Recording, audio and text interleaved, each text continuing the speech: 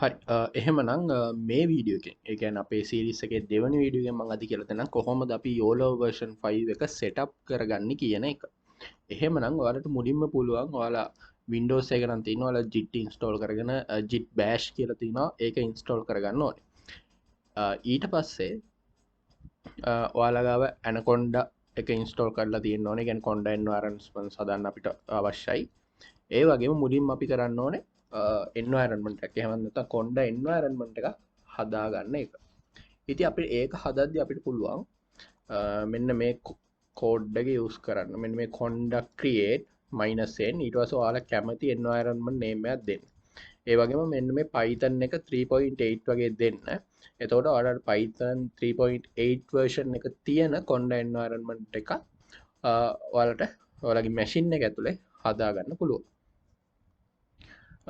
ඊළඟ ස්ටේජ් එක තමයි ඔයාලට පුළුවන් දැන් ඔයාලා git bash එක install කරලා නම් තියෙන්නේ මෙතනට ගිහිල්ලා ඒ කියන්නේ ඔයාලා කැමති ෆෝල්ඩර් එකක් මුලින්ම select කරගන්න ඕනේ select කරගෙන මෙහෙම right click කරලා git bash here කියන එක දෙන්න ඊට පස්සේ ඔයාලට මෙන්න මේ වගේ window එකක් බලා ගන්න පුළුවන් මේ window එකෙන් ඇත්තටම අපිට කරන්න තියෙන්නේ ඔයාලට පුළුවන් මෙතන git clone කියලා ගහලා මෙන්න මේ Analytics එකේ GitHub page එකට ගිහිල්ලා මෙන්න මේ කෝඩ් එකේ මෙන්න මේ ඇඩ්‍රස් එක කොපි කරගන්න කොපි කරලා ඔයාලට පුළුවන් ඔයාලගේ git bash එක මෙන්න මෙතන මේ විදිහට ඒක paste කරලා මේක enter කරපු ගමන්ම ඔයාලගේ මෙහෙම Yolov5 master කියලා ෆෝල්ඩර් එකක් හැදෙයි මේ t කියන text file එක මම හදපු එකක් ඊට පස්සේ මේක ටික වෙලා ගියන් පස්සේ සම්පූර්ණ එකම ක්ලෝන් වෙනවා මෙතන. ඒ කියන්නේ ඔයාලට මෙන්න මේක ඔයාලගේ මැෂින් එකට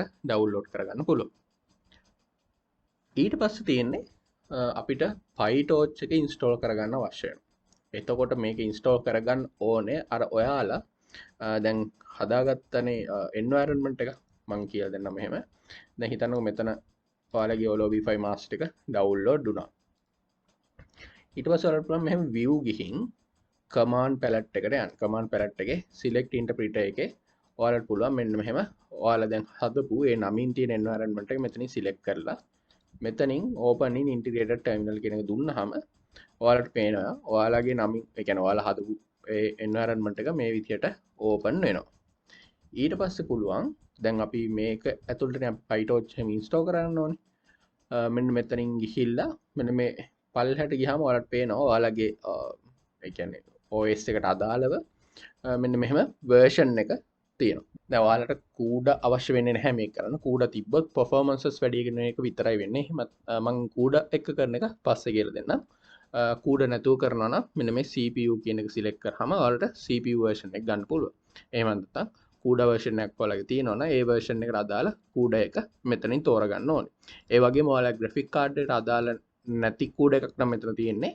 මෙන්න මේ previous versions of PyTorch වලට ගියොත් ඔයාලට බලා ගන්න පුළුවන් තවත් CUDA versions එක මේක builds තියෙනවා. ඉතින් මේ CUDA 10.2 මෙන්න මේ වගේ ඔයාලට අවශ්‍ය විදිහට ඕන version එකකට මේක ගන්න පුළුවන්. එතකොට PyTorch එක install කරගත්තන් පස්සේ තව තියෙනවා libraries අපිට install කරගන්න. ඇත්තටම ඒක තියෙන්නේ ඔයාලට පුළුවන් මෙතන Yolov5 master එකට ගියාම මෙතන තියෙනවා requirements.txt කියලා. ඊට පස්සේ දැන් මෙතනින් ඔයාලා Yolov5 master එකට යන්න ඕනේ cd කරන්න. මේක ගියන් පස්සේ ඔයාලට ls ගහුවත් මෙතන තියෙනවා requirements.txt කියලා ෆයිල් එකක්.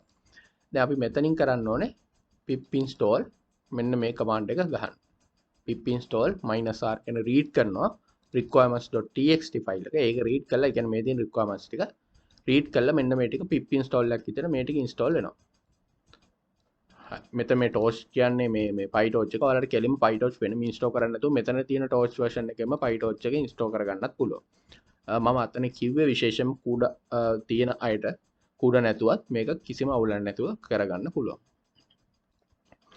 ඊට පස්සේ ඔයාලගේ දැන් අපි හිතමුකෝ දැන් install වැඩෙත් කරගත්තා කියලා. එතකොට ඊට පස්සේ තියෙන්නේ pip list කියලා ඕනනම් ඔයාලට බලන්න පුළුවන් මොනවාද install උනේ කියන එක. දැන් මගේ තියෙන්නේ මෙන්න මේ ටික install වෙලා තියෙනවා. ඒ වගේම මම CUDA use කරන හින්දා මෙන්න මෙහෙම 11.3 එක install වෙලා තියෙනවා. ඒ ටික හරි. එහෙමනම් ඔයාලගේ මම කලින් වීඩියෝ එකේ කිව්වනේ ඔයාලගේ detect2.py එකක් නැහැ කියලා. ඒතකොට detect.py එකෙන් තමයි ඔයාලට වැඩ ටික කරගන්න තියෙන්නේ. දැන් මෙතන ඔයාලා අනිවාර්යෙන්ම දාන්න ඕන තැන තමයි වීඩියෝ එකක් දාද්දි මෙන්න මේ Yolov5 master එක ඇතුලේ වීඩියෝ එක දාන්න බලා ගන්න ඕනේ. මොකද ඒතකොට පාත් එක දෙන්න උනත් ලේසි. දැන් මම මෙතන කාස් එකක් තියෙනවා, ටෙස්ට් එකක් තියෙනවා. හරි. එතකොට දැන් මෙතන මෙන්න මේ ෆෝල්ඩර් එක ඇතුළෙම තමයි වීඩියෝ එක දාන්න ඕනේ. මොකද එතකොට මේ විදිහට පාත් එක දුන්නාම ලේසි. Python detect.py කියන්නේ මෙන්න මේ ෆයිල් එක. එතකොට ඒක මම මේ tags වලින් කියන එක වෙනම කියලා දෙන්නම්. විදිහට මෙන්න මෙතන ./test.mp4 කියලා විදිහට තියෙනවා. ඔයාලා මෙතන මොකක් හරි ෆෝල්ඩර් එකක් හැදුවොත් ඒ ෆෝල්ඩර් එකේ නම ගහලා ඒ මේ පාත් එක දෙන්න ඕනේ. මෙන්න මේ වීඩියෝ එකට තියෙන පාත් එකම තමයි. දැන් මේ වීඩියෝ එකෙන් මම කියලා දුන්නේ කොහොමද මේක සෙටප් කරගන්න කියන එක. එහෙමනම් ඊළඟ වීඩියෝ එකෙන් අපි කෝඩ් පැත්තේ කෝඩ් ලෙවල් රිවිව් එකකට ගිහිල්ලා මේ කෝඩ් එකෙන් මොනවද වෙන්නේ කියන එක කතා කරලා අපි ඉස්සරහට යමු. එහෙමනම් ඊළඟ වීඩියෝ එකෙන් ආයෙත් හම්බ වෙමු.